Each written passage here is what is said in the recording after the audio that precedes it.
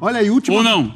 Como é que é? Fato. Ou não? O que você falou de Copa Sul-Americana? Recopa Sul-Americana. Ah, sim, Recopa, eu entendi Copa. Última vitória, Fluminense 4, Flamengo 1, que foi a final do Carioca do ano passado. Nesse período, 13 jogos. Aí a gente tá falando só dos clássicos cariocas, não é isso? Ou será que... Não, Flamengo, Vasco, Botafogo. Exatamente. Então foram 13 jogos nesse período. Não ganhou nenhum, empatou 6 e perdeu 7, aproveitamento 15,4%. É o pior de toda a história tricolor. De 120... Dentro... 1902... É o pior de toda a história tricolor, dentro do maior... que incomoda mais o Diniz do que o Fluminense. Do Martinelli pra zaga e tal. O Fluminense precisa mostrar nesse jogo que tá evoluindo.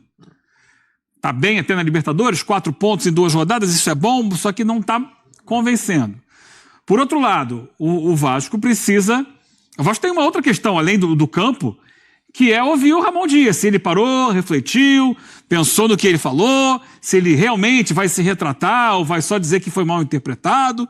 Né? É uma questão importante, porque o Vasco tem uma imensa torcida de mulheres, e as mulheres vascaínas, muitas delas, ficaram bem chateadas com a declaração do Ramon Dias.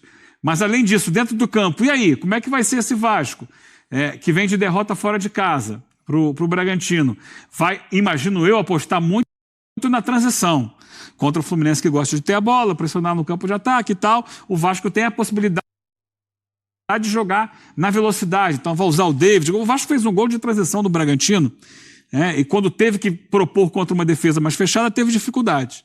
Então, acho que essa questão, Vasco bem menos técnico do que o Fluminense, mas que vai tentar superá-lo, como o Fluminense foi superado na última rodada pelo Bahia, na agressividade, na imposição física, na velocidade. O Bahia conseguiu, só que o Bahia é melhor que o time que o Vasco. Nome por nome, tem melhores jogadores que o Vasco. O Vasco vai conseguir equilibrar esse jogo simplesmente com a disposição, com a vontade, que tem mostrado, e isso é fato.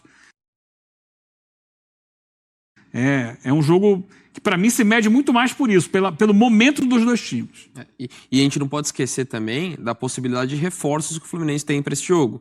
Felipe Melo, Marcelo, o próprio Keno voltou a treinar e pode ser relacionado para a partida. Isso faria muita diferença. Também estou com os companheiros. Sinceramente, essa questão do clássico pega muito mais para o torcedor. O Fluminense mesmo tem que estar preocupado com o desempenho.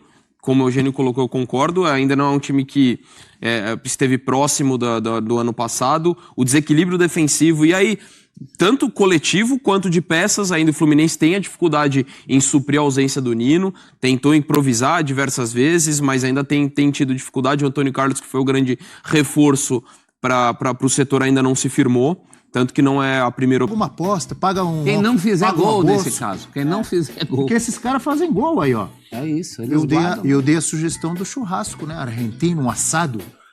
Cano, 10 jogos, 4 gols e 1 assistência na temporada. Verratti, 13 jogos, 7 gols e 2 assistências na temporada.